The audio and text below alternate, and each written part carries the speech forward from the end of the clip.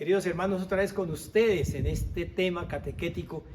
Ese título que he querido darle a esta orientación de la fe cristiana católica, oyente de la palabra.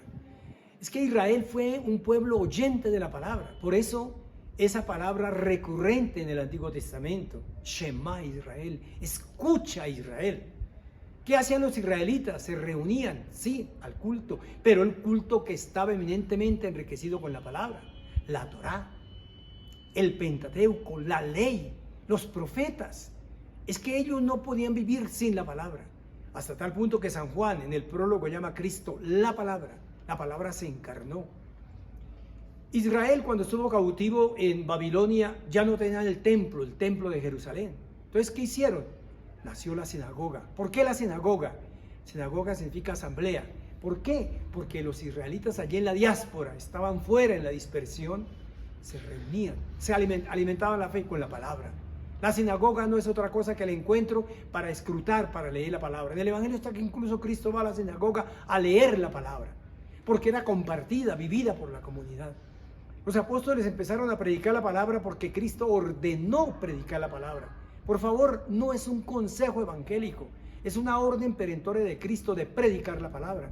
San Pablo llega a decir en carta a Corintios: ay de mí si no evangelizare, porque Cristo no me mandó a bautizar, sino a evangelizar. Es que el sacramento debe llegar después de un proceso de conocimiento de la palabra.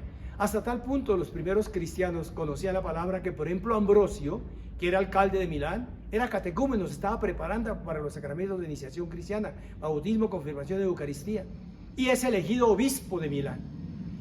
El conocimiento de él era tan grande de la palabra que llega a escribir libros. Por eso es uno de los padres de la iglesia latina. De manera que tenemos una pobreza enorme de la palabra. El Concilio Vaticano II quiso que volviéramos a las fuentes, que centráramos en la palabra.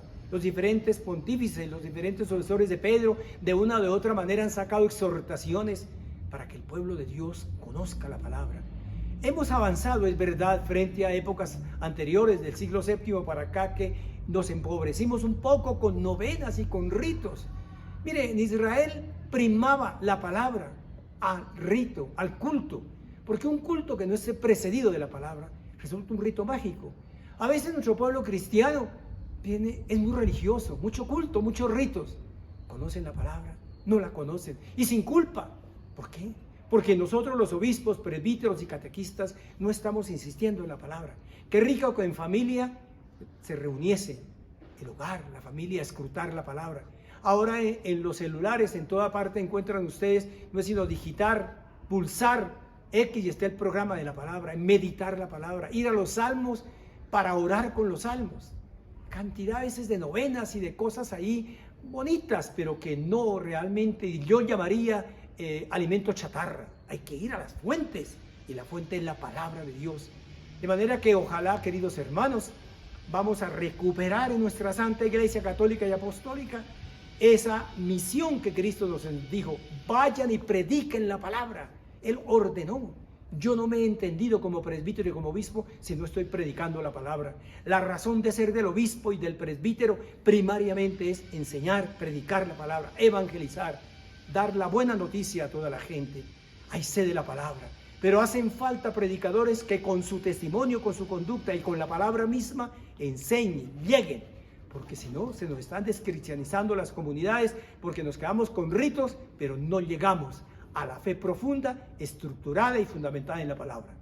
El Señor los bendiga en el nombre del Padre, y del Hijo, y del Espíritu Santo.